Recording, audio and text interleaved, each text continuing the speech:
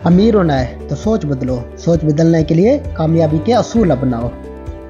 अस्सलाम वालेकुम नाज़रीन, हम अपने टॉपिक का आगाज़ करते हैं। आज की महंगाई के दौर में एक गरीब गरीबतर होता जा रहा है और अमीर अमीरतर होता जा रहा है। गरीब के लिए ज़िंदगी गुजारना मुश्किल हो गया है। इसी को मद्देनज़र रखते हुए हम आपको एक किताब का खुलासा बयान करते हैं। वीडियो शुरू करने से पहले नाजरीन से गुजारिश है कि अगर आपने हमारे चैनल को सब्सक्राइब नहीं किया तो बराए मेहरबानी हमारे चैनल को लाइक, सब्सक्राइब और घंटी के बटन को दबा दें ताकि हमारी हर आने वाली न्यू वीडियो की नोटिफिकेशन आपको मिलती रहे। शुक्रिया।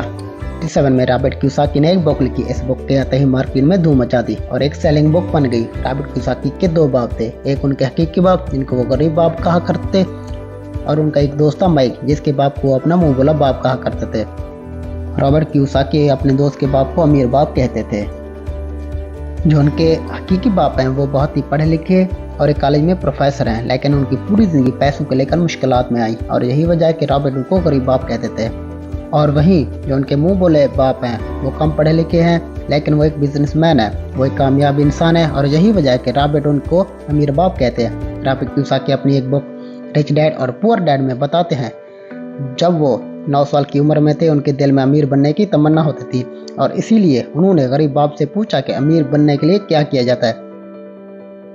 लेकिन उसके जो हकीकी बाप थे गरीब बाप, उनके पास कोई जवाब नहीं था और उन्होंने कहा कि तुम अपने दोस्त माइक के बाप से पूछो क्योंकि वो तुम्हें इस सवाल का जवाब अच्छी तरह देंगे। और फिर रॉबर्ट अमीर बाप के पास चला जाता है और उनसे उस सवाल का जवाब पूछते हैं और वहीं से रॉबर्ट की फिनेंशियल एजुकेशन का सिलसिला शुरू हो जाता है। उनके अमीर बाप लाइफ के डिफरेंट स्टेज पर अमीर बनने के लिए और हमेशा अमीर रहने के लिए कुछ अहम तरीन सबक बताते हैं और इसी के साथ वो बुक में लिखते हैं कि पैसे को कैसे मेंटेन करना चाहिए और पैसे को कैसे काम पर लगाएं और ऐसी कौन सी गलतियां हैं जो एक गरीब हमेशा गरीब ही रहता है। और इसके अलावा बताते हैं कि अगर गरीब इंसान भी उसकी बताई हुई बातों को फॉलो करे तो वो भी अमीर बन सकता है। और अब हम बात करते हैं वो इम्पोर्टेंट लेसन्स के बारे में। तो नंबर 1 यहाँ पर आता है कि अमीर लोग कभी भी पैसों के लिए काम नहीं करते। जिन्हीं लोग अमीर बनने के लिए मेहनत करते हैं उनकी कोशिश होती है कि उनको एक अच्छी नौकरी मिल जाए जिससे वो हर महीने एक अच्छी सैलरी मिले और नौकरी मिलने के बाद वो पूरी लगन मेहनत के साथ वो नौकरी पर जाते हैं और उसी के साथ वो एक ट्रैक में फंस जाते हैं जहाँ से वो कभी निकल ही नहीं पाते। और कई सारे लोग इसमें अमीर बनने की लालच में इस रेस का हिस्सा बन जाते हैं। उनको पता होता है कि महीने के एंड में सैलरी मिलने वाली है और इसी वजह से वो लोन पर एक बड़ा घर लेते हैं, बड़ी गाड़ी लेते हैं, क्रेडिट कार्ड से महंगी महंगी चीज़ें खरीदते हैं और फंस जाते हैं ऐसे ट्रैक में जहाँ से निकलना बहुत ही मुश्किल हो जाता है क्योंकि जो आपने चीज़ें लोन पर ली है आप उनको लोन पे करना होता है और उसी लोन को पे करने के लिए आपको कई सालों तक नौकरी करनी पड़ेगी। आपको नौकरी से भी जो अमाउंट आएगा उसका ज़्यादा से ज़्यादा हिस्सा आपको लोन पे करने पर चला जाता है। इस तरह कई लोगों की ज़िंदगी नौकरी करने और लोन पे करने पर लग जाती है। अब सवाल आता है कि पैसों के लिए काम ना करें तो क्या करें। अमीर लोग जो होते हैं वो पैसों के लिए काम नहीं करते, वो कुछ ऐसा करते हैं जिसकी वजह से पैसा उनके लिए काम करता है। और वो क्या करते हैं इसका जवाब आपको आने वाले कुछ पॉइंट्स में मिल जाएगा। लेसन नंबर 2 लोगों को फाइनेंशियल एजुकेशन सिखाना क्यों ज़रूरी है। दूसरे लेसन में रजिस्टर्ड लोगों को ये सिखाते हैं कि इंसानों को पैसों की समझ बहुत ज़रूरी है, लेकिन आमतौर पर दुनिया पर हर तरह की पढ़ाई होती है सिवाय फाइनेंशियल एजुकेशन के।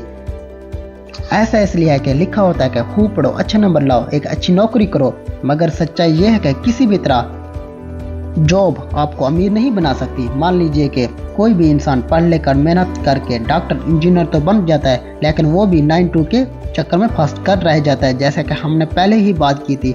और इसी 9 to के चक्कर से बाहर निकलने के लिए रजिस्टर्ड एसेट और लायबिलिटीज के बारे में बताता है।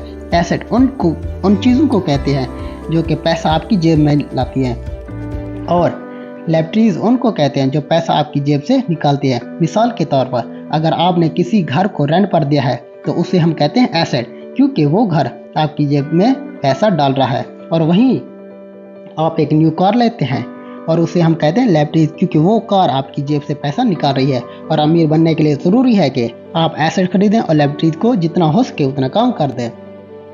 और ये सब बातें आपको दुनिया के किसी भी स्कूल में नहीं सिखाई जाएंगी, क्योंकि वहाँ आपको अच्छी जॉब हासिल करने के लिए ही सिखाया जाता है और ये कभी नहीं सिखाया जाता कि अपने पैसे को ग्रो कैसे कराया जाता है। इसलिए फाइनेंशियल एजुकेशन का सीखना बहुत ज़रूरी है। लेसन नंबर 3, अपने काम से काम रखो। इस हिस्से में रजिस्ट्रेट बताता है कि एक जॉब करने वाला इंसान कोई भी ऐसा काम कर सकता है जो उसकी इनकम बढ़ाए। इसलिए ज़रूरी नहीं कि काम बड़े लेवल पर ही किया जाए, क्योंकि हर किसी के पास इतना पैसा नहीं होता कि वो अपनी नौकरी करते हुए कोई भी अपना पसंदीदा काम कर सके। मिसाल के तौर पर अगर कोई इंसान टीचर, ये उसका पेशा है ना कि उसका बिजनेस, उसका अपना काम वो होगा जो वो खुद शुरू करेगा। एक बार मैकडोनल्ड्स के फाउंडर राय क्रोक MBA की क्लास के स्टूडेंट्स को लेक्चर दे रहे थे। लेक्चर के दौरान राय क्रोक ने एक स्टूडेंट से पूछा कि आपको पता है कि मेरा बिजनेस क्या है, मैं भी अपना बिजनेस क्या करता हूँ। सभी ने यही कहा कि आप हम बर्गर के बिजनेसमैन हैं। ये जवाब सुनकर राय क्रोक को हंसी आ गई और फिर उन्होंने यही कहा कि मैं हम बर्गर के बिजनेस में नहीं काम करता, क्योंकि वो मेरा काम नहीं है, मेरा बिजनेस रियल एस्टेट का है। ऐसा इसलिए है कि जब भी कोई मैकडोनल्ड्स की फ्रेंचाइज खरीदता है तो फिर उसको ज़मीन की खरीदारी भी करनी पड़ती है। तो आज आप खुद ही देख लें, मैकडोनल्ड्स से सबसे बड़ा बिजनेस एम्पायर बनकर खड़ा है। तो रजिस्ट्रेट कियोसाकी को सिखाते हैं कि कैसे आजकल लोग दूसरों के लिए काम तो करते हैं लेकिन खुद के लिए काम नहीं करते। इसलिए इंसान को चाहिए कि अपना फोकस भी करे, लेकिन इसका मतलब ये नहीं है कि आप अपनी नौकरी भी छोड़ दें, बल्कि आप अपनी नौकरी के साथ साथ अपने एसेट के वाले पहलू को भी मजबूत करने की कोशिश करें। जी नाजरीन, ये थी रॉबर्ट कियोसाकी की बुक में रॉबर्ट कियोसाकी की जिंदगी के चंद पहलू। नाजरीन, अगर आपको हमारी वीडियो अच्छी लगी तो हमारे चैनल को लाइक, सब्सक्राइब और शेयर कर दें ताकि हमारी हर आने वाली न्यू वीडियो की नोटिफिकेशन आपको मिलती रहे। शुक्रिया।